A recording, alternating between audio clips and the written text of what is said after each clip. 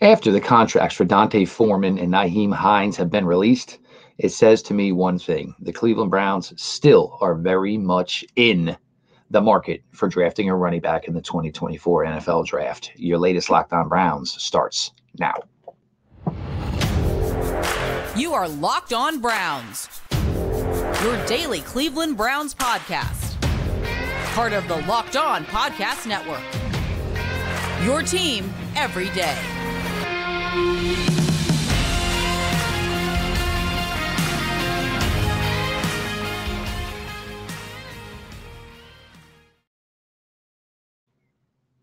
Welcome back, my friends, to the show that never ends, your daily delivery of all things Dog Pound, LGB, and the LOB, the Locked On Browns podcast, brought to the Locked On Podcast Network, your team every day. Your host, Jeff Lloyd. I appreciate all of you who make Locked On Browns your first listen every single day.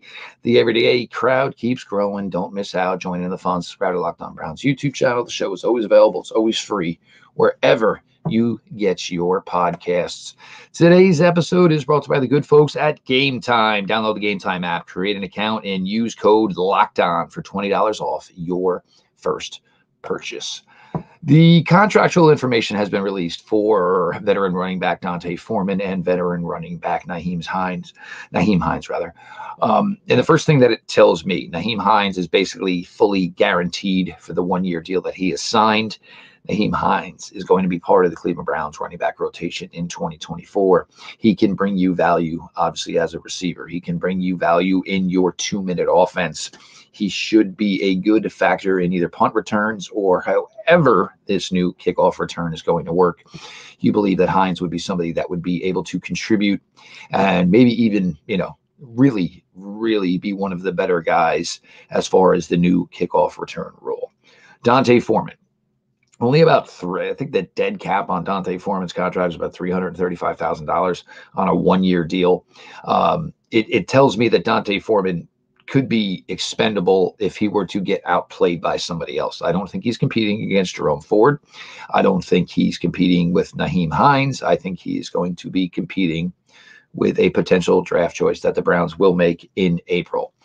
So you continue to look at this, and I wasn't sure, and it was going to come down to how the contracts were basically structured and the money. So nothing's guaranteed. And yes, Dante Foreman has a history with new running back coach Deuce Staley. And I understand that.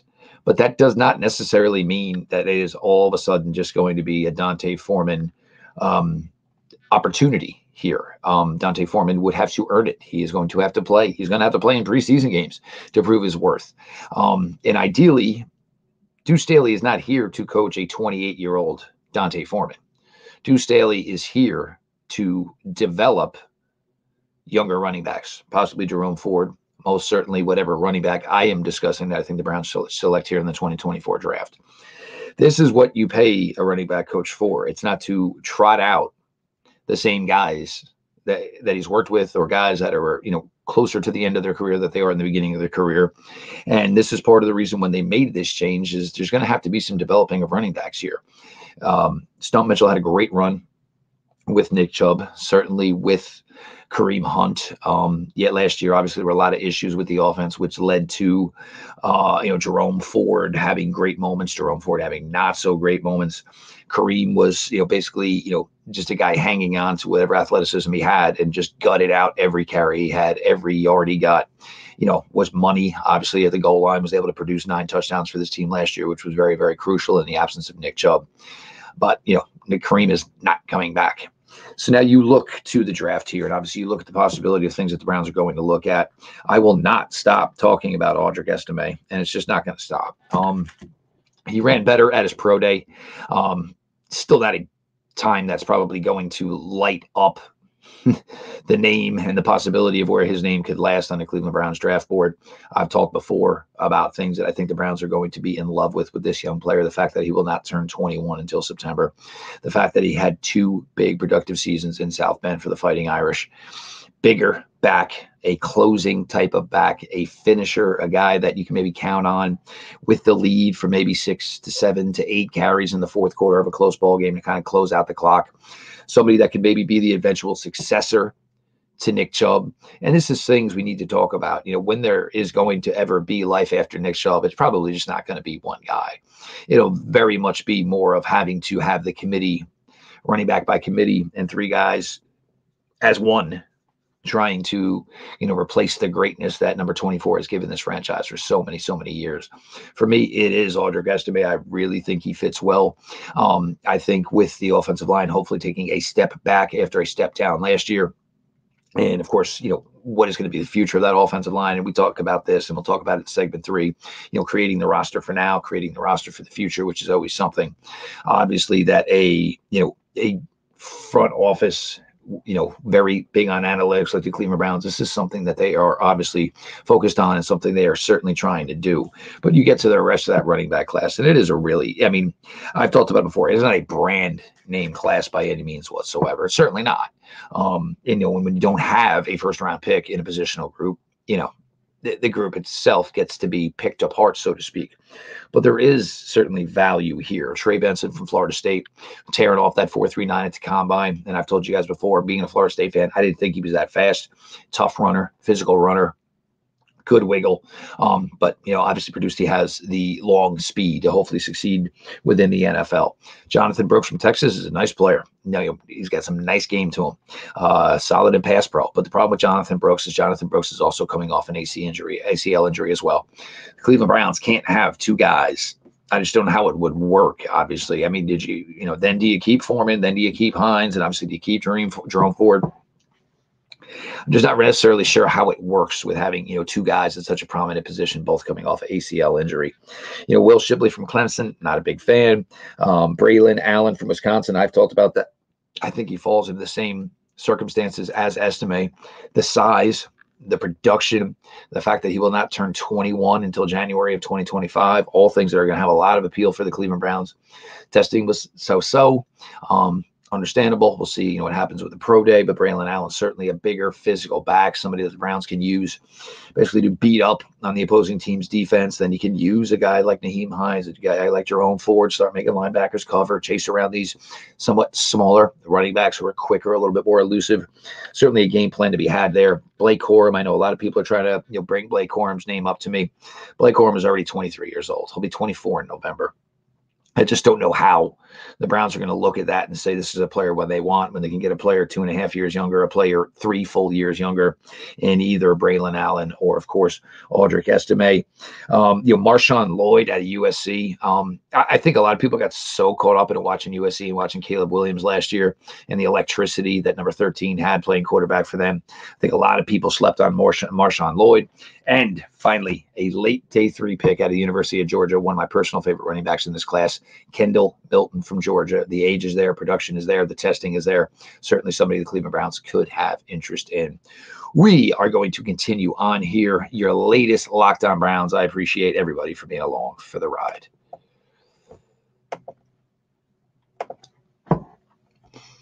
I talk all the time about how my family, big concert goers, love to go out in the spring and the summer, go to the outside venues, check out any great music. Problem is, with 3 busy schedules, they are always last-minute ticket buyers. You shouldn't have to worry when you buy your tickets to your next big event. Game Time is the fast and easy way to buy tickets for all the sports, music, comedy, and theater events near you. With killer last-minute deals, all-in prices, views from your seat, and their best price guarantee, Game Time takes the guesswork out of buying tickets. They offer you views from the seat in the venue so you can see before you commit. They got a lowest price guarantee, event cancellation protection. They even have job loss protection. All in prices show you your total up front, so you know you're getting a great deal before you check out. Buy tickets in seconds with 2 taps. Find exclusive flash deals and sponsored deals on tickets for football, baseball, concerts, comedy, theater, and more. With Zone Deals, you pick the section and Game Day picks the seats for big time savings. And the Game Time guarantee means you'll always get the best price, even if you buy tickets in the same section or row for less. Game Time will credit you 110% of the difference. Download the Game Time app, create an account, and use the code LOCKEDON for $20 off your first purchase. Terms apply. Again, create an account, redeem code LOCKEDON for $20 off. Download Game Time today. Last minute tickets, lowest price, guaranteed.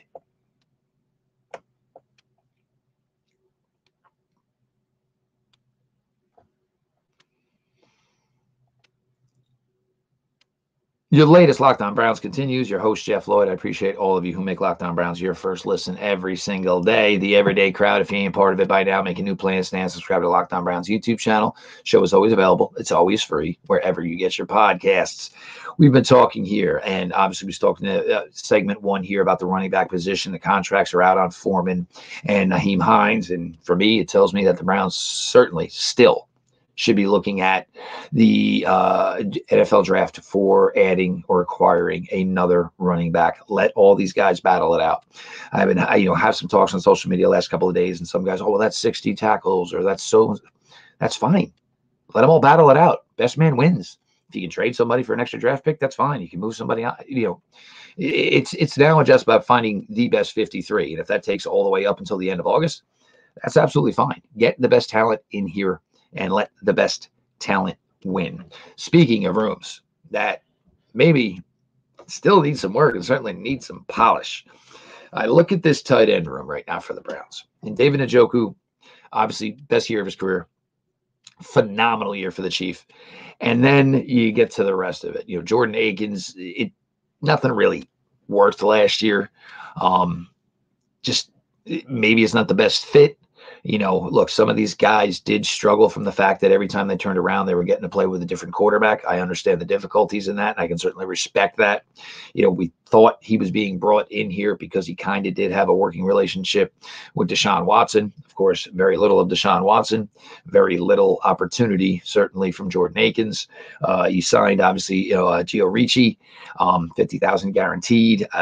I mean, if anything, that sounds more like a special teams player, a guy that can maybe do some fullback things, a guy that can maybe be a third tight end. But I look at the Cleveland Browns tight end room right now, and I have my questions about second tight end and third tight end.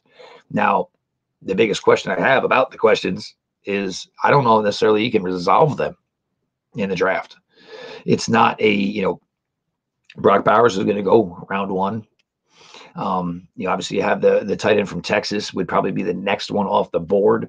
Then there's a lot of projects, a lot of guesses after that. And there's always very difficult for tight ends to break into the NFL. It's usually one of the slower developing positions as far as transitioning from college football to the NFL. It's there. Look at the track record of every tight end that's ever played in this league. It's very rare that they just walk in and become a dominant tight end from the day one in the league. And it's kind of why, the draft value of tight ends is kind of, I wouldn't say dropped, probably come down more to reality market rate for the tight end position. How the Browns have not really been that active to this point yet, it does surprise me. Are they just maybe looking, to, take a couple of flyers? Are they doing this with the intention of, using whatever third offensive tackle, fourth offensive tackle as pseudo, jumbo tight ends? It's certainly, one way to look at it. And are they, and even, you look at the Bills, and look what the Bills did last year. Dawson Knox was always a good player. They still went out and drafted another tight end high and use him a ton.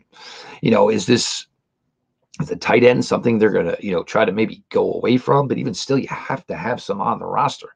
They are vital to the run game. Certainly, mismatch guys as far as your passing game.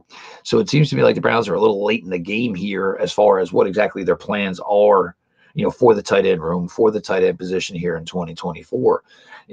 Theo Johnson's an all-world athlete out of Penn State. Theo Johnson's game is okay at Penn State.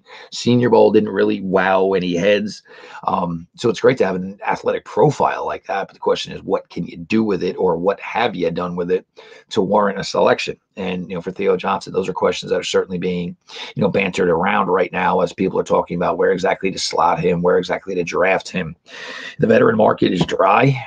So I'm not really sure what, Coach, Stefanski and General Manager Andrew Berry's thought process is here as far as the tight end position. But if you're asking me about one positional group that I think I'm a little bit nervous on at this point, it's probably certainly the tight end room. Now there's some talk here, over the last 24 hours, and obviously Browns have already extended Jerry Jeudy. That one is put to bed. Elijah Moore, final year of his contract. Amari Cooper, currently on the final year of his contract. There are some rumblings that the Browns and Amari Cooper would like to get together on some sort of an extension. Keep Amari around for another couple of years. For what he's done for the first 2 years he's been here with Cleveland, it's been incredible. Franchise record, yards receiving, on the road in regular season against Houston Texans last year. I think the Browns have gotten, a 10-fold return out of that trade, giving up a 5th-round pick to the Dallas Cowboys for Amari Cooper. He has been fantastic in his time here. His route running, I think the Browns, after the whole Jarvis Landry and Odell Beckham Jr. era, they just absolutely love that Amari Cooper is just a quiet, straight-laced guy, doesn't really speak much, doesn't really have this, uber personality where he's putting stuff out on social media or, he's showing up in LA and hanging out with celebrities. And I think the Browns love that. Love it to its core, that Amari is just this laid back and reserved type of guy who just really seems to be all about ball. Certainly has that mentality of Nick Chubb, much more than any other, most receivers in the NFL today. So getting it done would be interesting. Question is, how much is enough? Because what is the right number for the Browns, and what is the right number that Amari Cooper's camp thinks he's worth?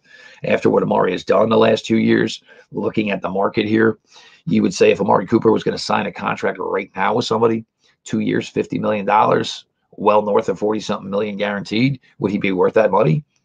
Yeah, no question about it. But the Browns is, that's something they're ready to commit to, because this was always maybe supposed to be the question is, where was Amari going to be, after his 3rd year with the Cleveland Browns? 2 years in, he's obviously shown them everything he is capable of.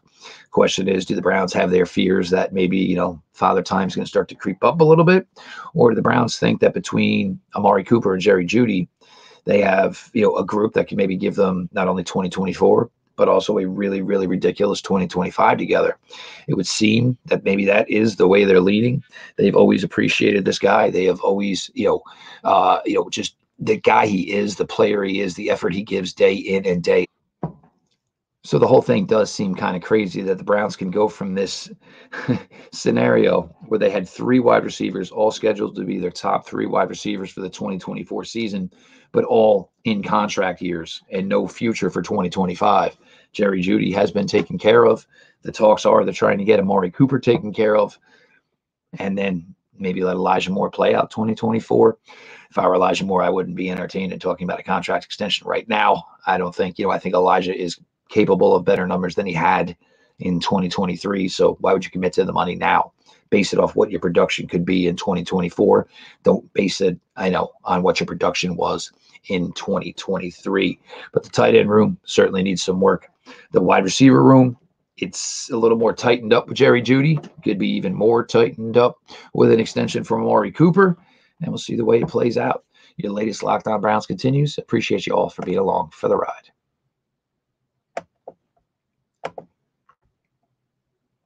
Say goodbye to busted brackets, because FanDuel lets you bet on every game of the tourney. Whether you're betting on a big upset or a 1 seed, it's time to go dancing on America's #1 sportsbook. Right now, new customers get $200 in bonus bets if your first $5 bet wins. That's $200 to use on point spreads, money lines. You can even pick who's going to win it all. Just visit FanDuel.com/lockedon and bet on college hoops until they cut the nets down.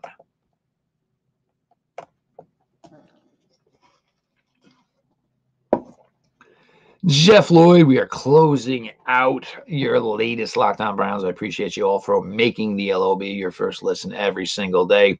The everyday crowd, you're a bunch of filthy animals, but you're my filthy animals. My suggestion is to join the filthy animals. Subscribe to Locked On Browns YouTube channel. Show is always available. The show is always free wherever you get your podcasts. Now, you talk about where the Browns are as far as where this team is. And, we're talking about, maybe going after this position in the draft or going after that position in the draft. And you have, people saying, well, what about so-and-so? What about so-and-so already on the roster, already there? Andrew Berry's job, and with a extension probably on the way and on the way very soon, Andrew Berry's job is to not only make the Cleveland Browns the best team they can be for 2024, the best team that they can be for today, but also to make their roster hopefully as close as it can be to competing in 2025 and 2026.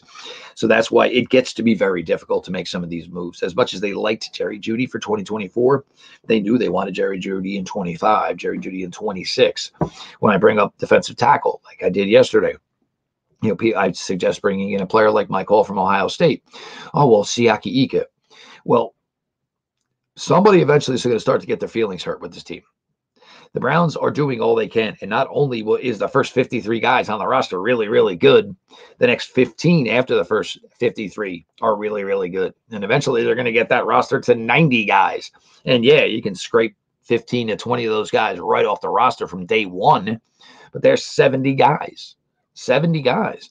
And, you're not going to say, oh, well, I drafted Siaki Ika in 2023, and, therefore I can't chase another defensive tackle. If you chase another guy, look, it becomes a one-on-one battle, man, oh man, somebody win. That's the way this works. Nothing is guaranteed, maybe a first-round pick, but even still, look the way the quarterbacks have been working out in the NFL the last couple of seasons. Nothing is guaranteed in the NFL. Your opportunity, your job, it's a daily grind.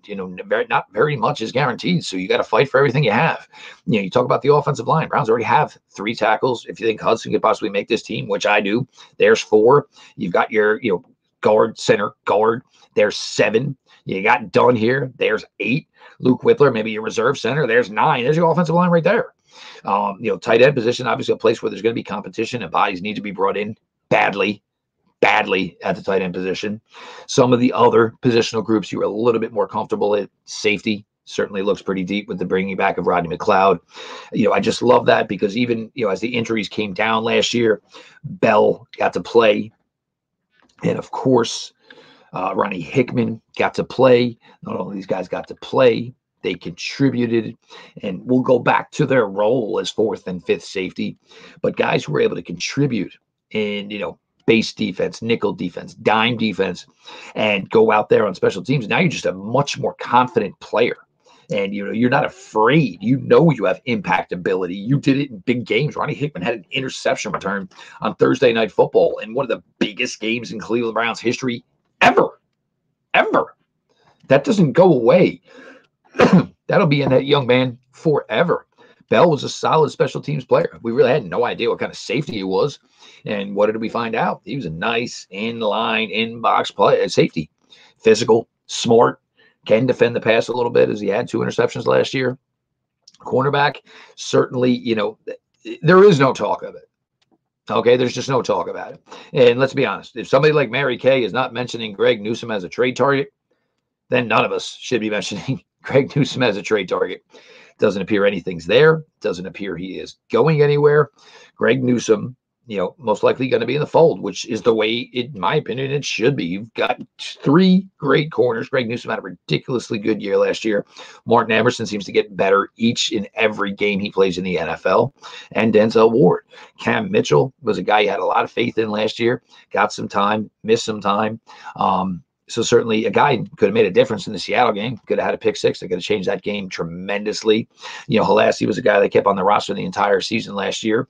But cornerback, you go by what they've done. And again, you always go back to what they've done. They have drafted a cornerback every single season since they've been here. To believe they're not going to draft a cornerback this year, it would basically just be betting, it'd be a bad bet, because they always do. They always draft corners through 4 years. 4 drafts, they've always drafted a corner.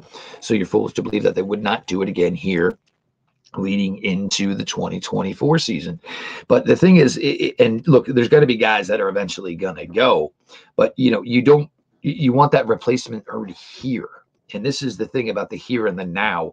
And this is when you're a great general manager like Andrew Berry and you're going to be extended, you can make these moves with 25 in mind, with 26 in mind. A lot of these general managers out there hanging by the skin of their teeth, and if I don't get this team to the playoffs this year, there is no next year. I might even have a job next year. I will definitely not even be a general manager next year. So I've got to make almost, and I don't want to say reckless, but I've got to basically bet the house that I can get this roster to win this year Otherwise, I will not be here to make any other future decisions. So this is things that, general managers in the NFL are faced with, because it is so tough, tough enough to put together a competitive roster for the current season you're in. Then you have to wager in and be smart enough that you were peeking behind the blinds and you were looking and saying, all right, well, this is where we are in 25. I got that taken care of. I should have that. I should have that. I should have that. Hole.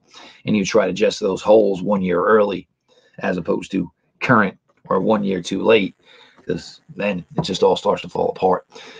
Having a continued successful roster in the NFL is one of the most difficult things to do.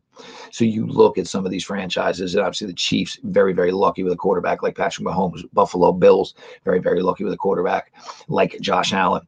But, other teams, San Francisco got lucky with a Brock Purdy selection. Let's be honest.